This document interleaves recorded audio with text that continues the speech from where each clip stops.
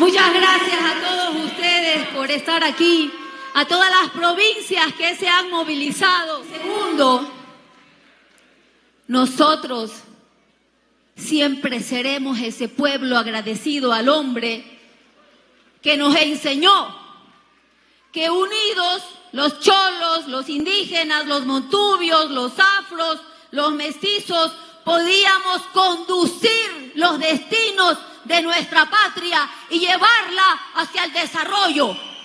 Y fuimos el segundo país más seguro de Latinoamérica, con la mejor red vial, con la mejor estructura vial en Latinoamérica. Nos ganaba solo Chile. Eso fuimos. Y en esa época, a recordar esto, decían Ecuador es ingobernable. 10 años, 7 presidentes que vengan y nos invadan y nos gobiernen en países extranjeros. A ese nivel llegamos. Y también decían dictadura militar. Había quienes decían eso. ¿Saben por qué? Porque nos gobernaba lo peor que había en este país. Esa partidocracia que ofrecía en campaña, al igual que el mentiroso de Carondelet, y luego hacía todo lo contrario. Y resulta que llegó Rafael Correa y nos enseñó que no somos ingobernables, que lo que no soportamos es la traición y la mentira a las ofertas de campaña. Eso es lo que nos movía a levantarnos en las calles y que hoy también nos une en rebeldía a no conformarnos con gobiernos que nos siguen sumiendo en violencia y en delincuencia. Y yo los quiero llevar a una reflexión. ¿Por qué fue la persecución contra la Revolución Ciudadana y nuestros líderes? Y yo les voy a contestar también. ¿Qué vemos en los demás partidos políticos? Partidos de alquiler, donde no tienen candidatos y se prestan para por dinero poner al mejor postor a disposición sus listas. ¿Y qué hace la Revolución Ciudadana? La Revolución Ciudadana forma a su gente en sus bases, con principios, con verdad, porque nosotros jamás nos prestamos para el reparto, jamás nos prestamos para vender nuestros principios y siempre caminamos de frente junto a ustedes, junto a nuestro pueblo. Y ahí tenemos un expresidente, lamentablemente, que dijo: hay que destruir al correísmo, así nos cueste en la economía. Es una lástima. Y nos costó en la economía, y nos costó en el desempleo, y nos costó en la inseguridad, y nos costó en nuestros niños que hoy los desaparecen, y nos costó en la pobreza, y nos costó en la migración. En eso nos costó el odio de unos pocos a un proyecto que se levantaba junto a su gente y que había convertido al Ecuador en el ejemplo de América Latina, en donde en Europa, en las mejores universidades, se escribían libros sobre quién era la Revolución Ciudadana, Rafael Correa y el Ecuador, el jaguar de Latinoamérica, y allá es a donde vamos nuevamente. Y yo reto a cualquier partido político a que se ponga frente a nosotros y nos digan si le han dicho la verdad al pueblo cuando se presentan en las urnas. Y habrá quienes dicen nosotros no hemos gobernado, pero han cogobernado con lo peor de esos partidos que nos sumieron en la desgracia. Votaron en la asamblea en contra del pueblo ecuatoriano, como acaban de votar en contra de 4 niños desaparecidos. Eso es lo que han sido, mercenarios de la política, sin pensar en las necesidades del pueblo. Cuando reflexionen sobre qué nos trajo aquí el reparto, la traición, el ver sus intereses personales y no los de la gran mayoría. ¿Y qué nos prometieron en esta última campaña? El mentirosito de Carondelet. ¿Qué prometió? Nos prometió un nuevo Ecuador y nos sumió en lo peor de los momentos más oscuros de nuestra historia. Nos prometió electricidad y pasamos más de 14 horas de apagones y las pérdidas económicas y de empleo.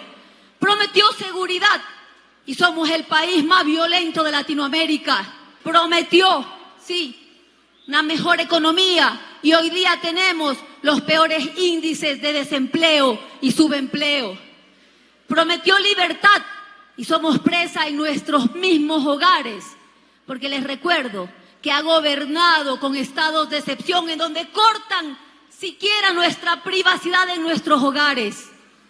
Aquí no nos puede decir el mentiroso de Carondelet que le faltó tiempo, porque las ofertas de campaña las hicimos para 1 año y medio de gobierno, no para 2, no para 4, tenían que cumplirse en 1 año y medio de gobierno. Esa es la verdad. Así que no le faltó tiempo. Dijo que en 9 meses iba a tener resuelto el problema de la electricidad y que tenía un plan con Israel. ¿Y qué vimos? La pérdida de empleos, 7.500 millones de dólares que perdimos en 2 meses de apagones, solo en 2. Eso significa hospitales, escuelas, medicinas, alimentación para nuestros niños, becas para nuestros hijos que no se dieron y que perdimos por un gobierno mentiroso. Ofreció a nuestros jóvenes que todos los jóvenes graduados del colegio iban a poder ingresar a la universidad. ¿Sus hijos han podido ingresar a la universidad? Mintió. Más bien redujo el presupuesto para la educación superior y dijo que junto a la economía popular y solidaria, los agricultores, los panificadores, iba a dar el desayuno escolar en las escuelas públicas. ¿Y qué hizo? Se lo dio a la tía. Los negocios para su familia. Por eso la persecución a la revolución ciudadana. Porque nosotros no buscamos lo nuestro, buscamos el bienestar de nuestro pueblo. Y dijo que a nuestros adultos mayores que reciben la pensión jubilar, lo mínimo que iban a recibir era un salario básico, $460. Y les pregunto a los adultos mayores, ¿les entregó el salario básico como mínimo? Es el mentiroso de Carondelet. Pero el pueblo ecuatoriano sabrá ahora decidir y elegir, porque con mentiras no se puede gobernar y el pueblo no es tonto y se da cuenta. Nos quieren tratar como tales, pero ya sabemos las mentiras de Daniel Noboa y no se las vamos a creer. Al sector productivo, ¿qué le dijo? Vamos a bajar el precio de los combustibles y lo subió. No vamos a subir impuestos y subió el IVA. 3 puntos en el IVA con la correspondiente contracción económica. Nosotros, en los peores días de nuestra historia, tuvimos 7 presidentes en 10 años. Esta semana hemos tenido 3 vicepresidentas en el gobierno. En una semana, 3 vicepresidentas. Y les hablo a nuestras mujeres y les hablo a nuestra gente de Azuay. En 2 momentos de la historia del Ecuador hemos tenido vicepresidentas azuayas, en donde debieron haber asumido el rol de la presidencia de la República por ausencia del presidente o por licencia del presidente. Y a ninguna de esas mujeres se les permitió asumir la presidencia de la República. Así es como tratan a las mujeres en los gobiernos traidores como el del mentiroso de Carondelet y de los de la peor parte de la historia del Ecuador con la partidocracia. Tenemos alertas de fraudes, alertas de que quieren atentar contra la vida nuestra, pero aquí estamos firmes, pero aquí estamos fuertes, Pero aquí seguimos valientes, porque ustedes se merecen días mejores y juntos vamos a revivir al Ecuador. Construimos 3 planes que pusimos a disposición de este gobierno, ya que nunca vimos el Plan Fénix, nunca lo vimos, solo vimos unos tatuajes, como dice el compañero. Nosotros presentamos 3 planes, a disposición del gobierno los pusimos, ya que no sabían cómo gobernar, los construimos y los entregamos. El primero, el plan Genera, para superar los problemas de los apagones a corto, mediano y largo plazo. El segundo, la seguridad de nuestra gente, la seguridad de nuestro país. El plan Protege, en donde se definía claramente acciones con presupuestos y de dónde se financia cada rubro y poder devolver la seguridad a nuestro país. Hoy, ¿qué tenemos? 4 niños desaparecidos, 4 niños que los asesinaron. ¿Dónde estaba el presidente? ¿Dónde estaba el mentiroso de Carondelet? ¿Dio la cara? Salió y dio la cara al pueblo, a los padres, visitó a los padres. Niños que están pagando las consecuencias del país al que nos llevaron. Y ese mismo plan contempla acabar con las vacunas, acabar con las muertes violentas. Seguimos siendo un país violento. 6.910 personas asesinadas en el 2023. ¿Pero qué son 6.910, compañeros? ¿Saben lo que son 6.910?